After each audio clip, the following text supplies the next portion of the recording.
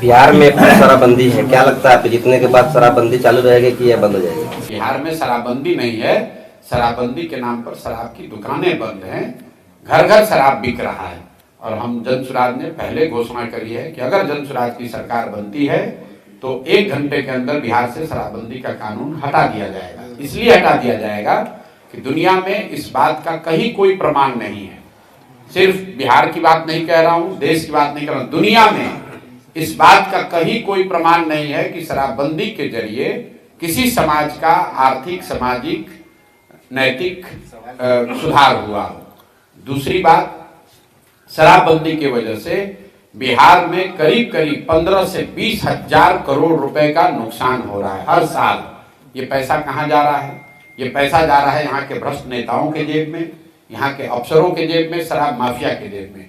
बिहार सरकार जिसका बजट अभी अभी आया है, आप उसका विकास का बजट देख लीजिए, 20,000 करोड़ रुपया इतनी बड़ी राशि है कि प्लान्ड एक्सपेंडिचर का करीब करीब ये 15 से 20% होता है। 1/3 से 1/4 पैसा जो है आप फॉरगो कर रहे हैं, और ये पैसा से किसी का फायदा नहीं हो रहा है। ये पैसा मिल रहा है यहाँ के अफसरों को, नेताओं को, शराब माफियाओं को।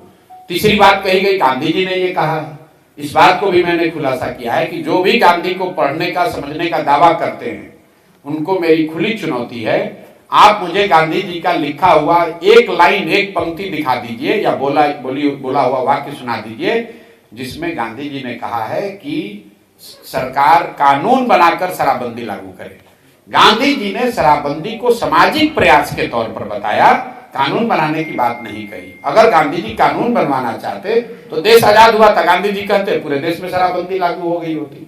सर, जिस शराबबंदी को महिलाओं के नाम पर किया गया है, सबसे ज्यादा इस कानून का प्रताड़ना भी इस कानून से महिलाओं की है। कुल 8 लाख से ज्यादा मामले हुए हैं शराबबंदी में, 6.5 लाख से ज्यादा केसेस में कोर्ट ने कॉग्निजेंस लिया है, और 1.25 लाख से ज्यादा लोग आज भी अंडर ट्रायल जेल में हैं। जो लोग जेल में आज बंद हैं, ज्यादातर ये लोग समाज के गरीब और पिछड़े समाज के लोग हैं, जिनको कोई वकील नहीं मिल रहा है, जिनका कोई कोर्ट में केस लड़ने वाला नहीं है, वही लोग आज जेल में बंद हैं। तो जो लोग सामाजिक न्याय की बात कर रहे हैं वो ये भी बताएं कि शराबबंदी से सबसे बड़ा नुकसान किसको हुआ है? जो सरकार में ऊपर बैठा हुआ है, नीतीश कुमार के अगल बगल बैठा है, वो तो शराब का धंधा कर रहा है, वो करोड़ों रुपए कमा रहा है, और गरीब आदमी कहीं पकड़ लिया गया, उसको आप पकड़ के जेल में कर देते हैं। तो ये बिल्कुल हम लोग इस नीति के खिलाफ हैं, इसके हटाने के पक्षधर हैं, और जैसे ही जनसुराज की सरकार बनेगी इसको हटा दिया जाएगा।